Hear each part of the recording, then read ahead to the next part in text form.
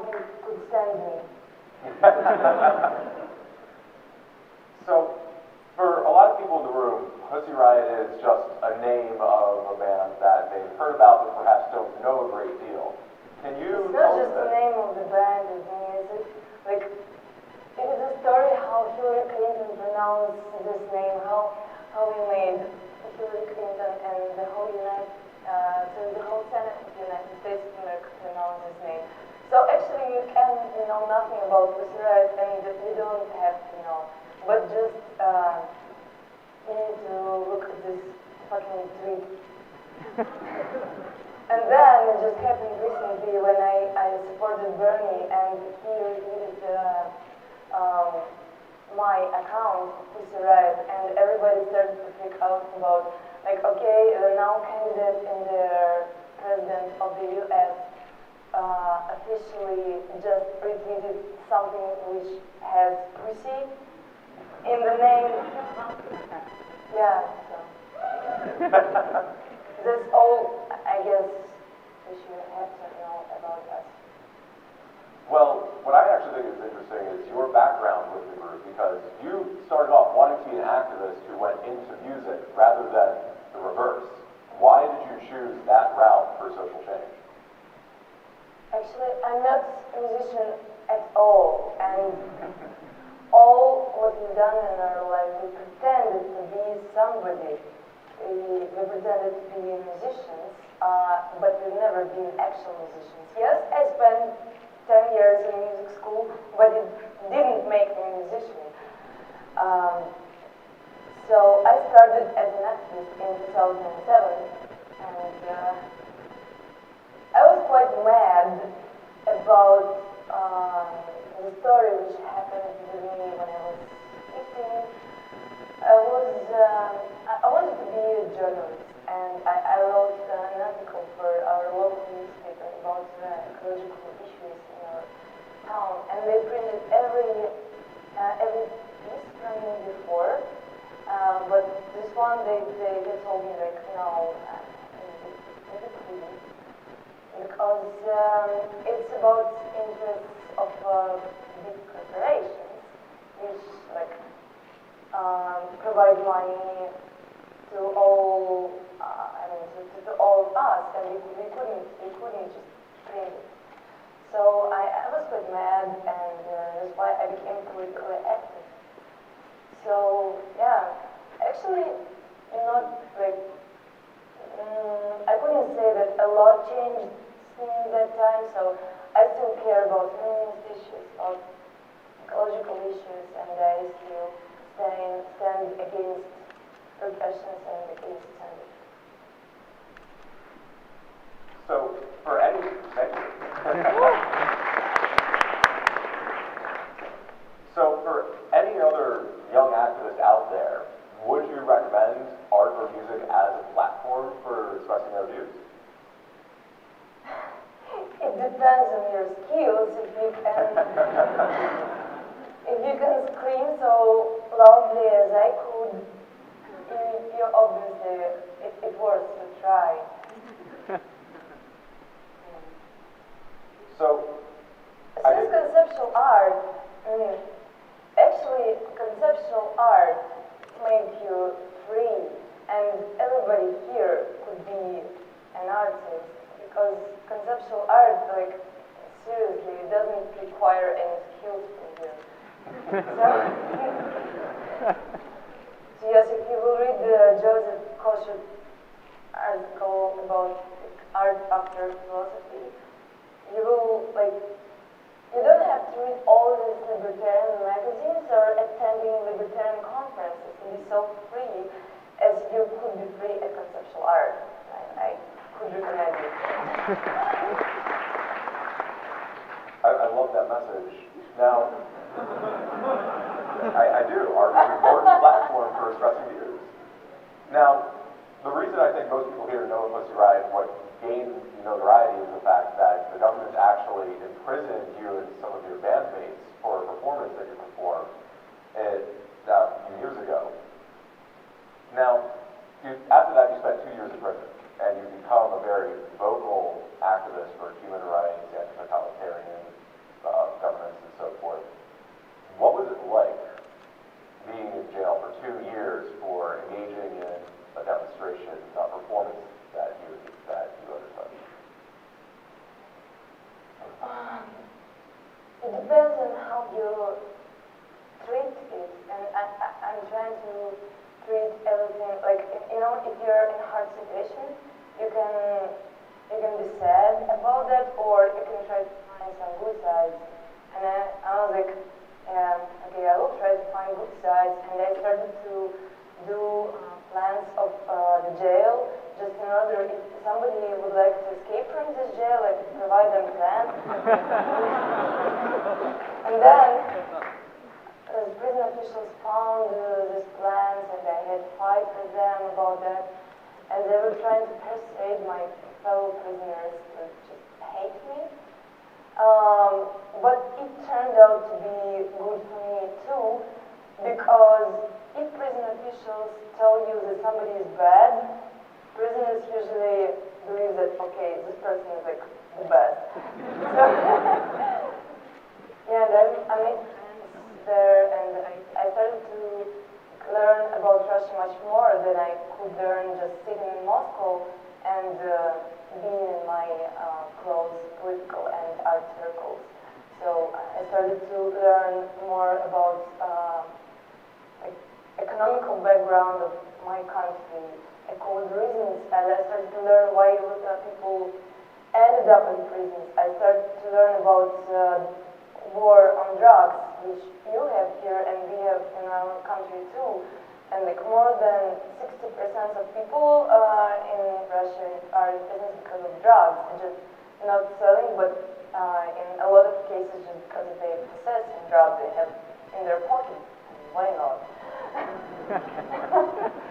So, and we don't have law against domestic violence. So, like 20% of people, females are in prison because of their husbands who are really abusive to them, but they couldn't leave their houses, leave their homes, because they're extremely poor and they just don't have places to go, and we don't have shelters to keep this woman like away from their abusive husbands.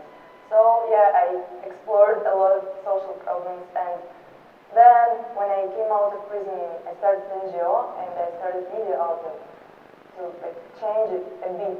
I told you before that one individual cannot change everything, but if we gather our forces, we can do a lot.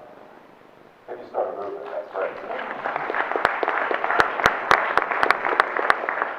So the NGO that you started actually directly came from your experience in prison and focuses a lot on prison reform, correct? Can you tell us a bit about that? So we had in mind to start this NGO even when we've been in prison, because we went through several hunger strikes to help prisoners. And actually it's really rigid and conservative constitution, and I mean, it's required to, you have to find a really big political power to change it once and forever. So what I could do when I was in prison, just to, like, in my presence, you couldn't break the law, and I had to grab this prison official, I had to grab their ass and like but they couldn't break the law just in my presence. And when I was out of prison, I realized that they could do whatever they want. So we hired 40 lawyers, and now they're starting legal cases, criminal cases against the prison officials who torture people, who doesn't provide medication to people, and there are a lot of stories about people who has HIV and who doesn't have medication, which is alive. And we are going to courts against prison officials who doesn't provide us medication. We are going to European Court of Human Rights. We did it several times, and it worked quite well, because these prisons were just really scared of like oh, we got call from Europe, and it should be like serious.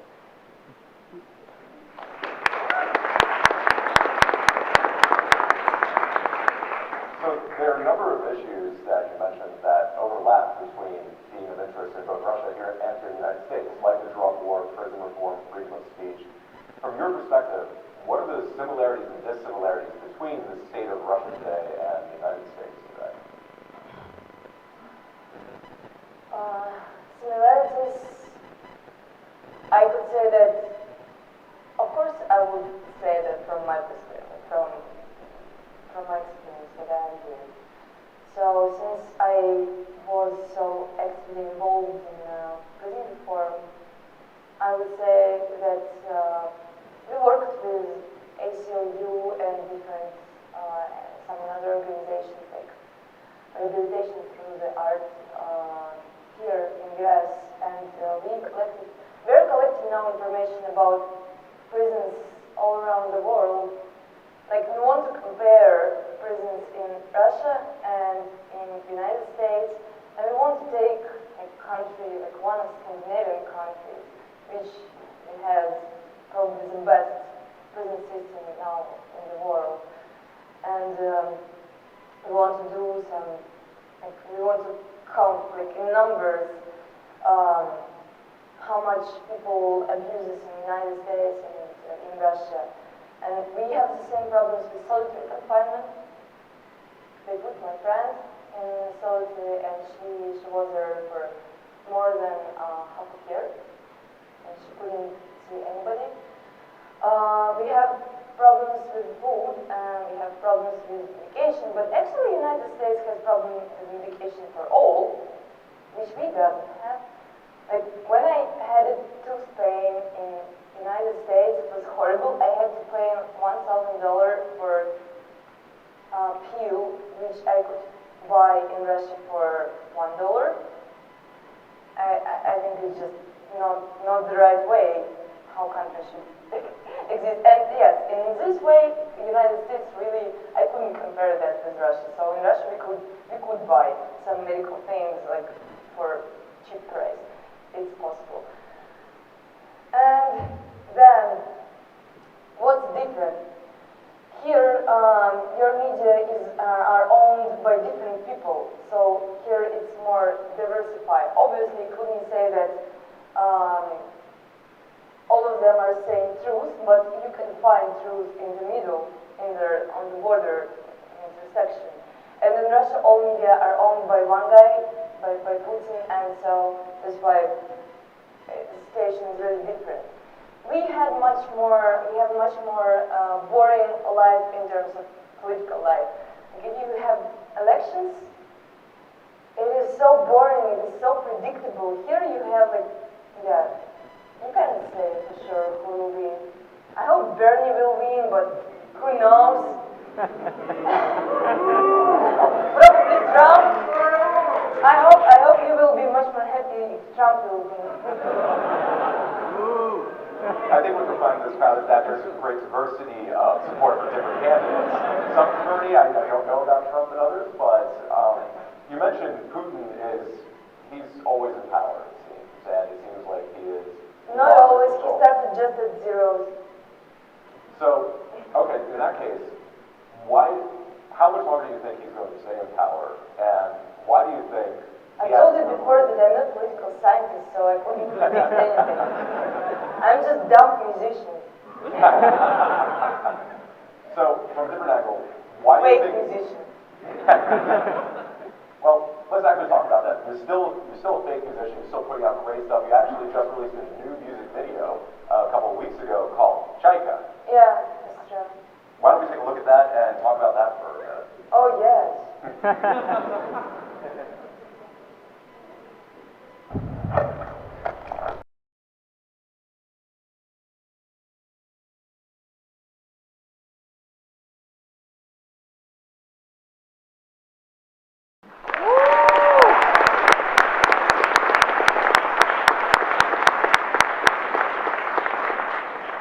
Chaika is a real person, right? Chaika is a Russian persecutor.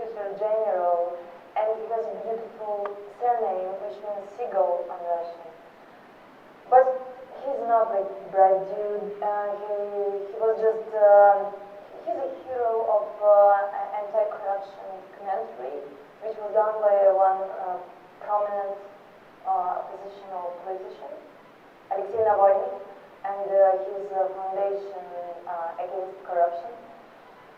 This movie came out on early December, and then it was extremely popular in Russia.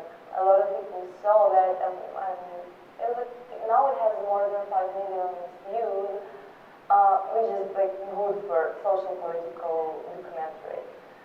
And I was inspired with this video, and I thought like how it could help it, and I was recording music that time in Los Angeles, and we did this track with Dave Sidic, who's from TV on the Radio band.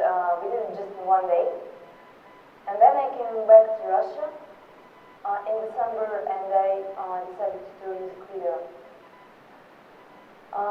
It was quite hard because we had almost no money, and when you have no money for the music video, you have to perform all roles. Like you have to be everybody from singer to like cleaner of the space. It was like 24 hours job, but it was super cool, and I think the most interesting story from this video is like how hard it was to find people who would take part in this video, because it's really dangerous. And actually, some of these people who you could see in this video were fired from their jobs just because they took part in this video. And I spoke with kind of 10 different actors group and dancers, and all of them say to me that no, it's no way, because I mean we like you, but you're enemy of the state, so that's why we couldn't be involved with you publicly. And finally I found this girls, but I mean now they're not in this cool situation because of that. So, are you personally worried about continuing to be persecuted or perhaps even imprisoned again for doing things like this? It's not like I'm worrying, but it could happen. But I just don't worry.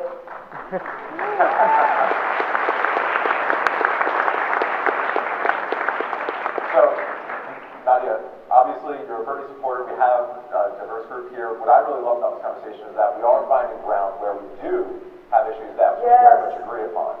It is very important. And that we're finding ways to work together on those issues. And I would imagine if you can't find people to participate in future music videos over in Russia, you have some people here who would be more than happy.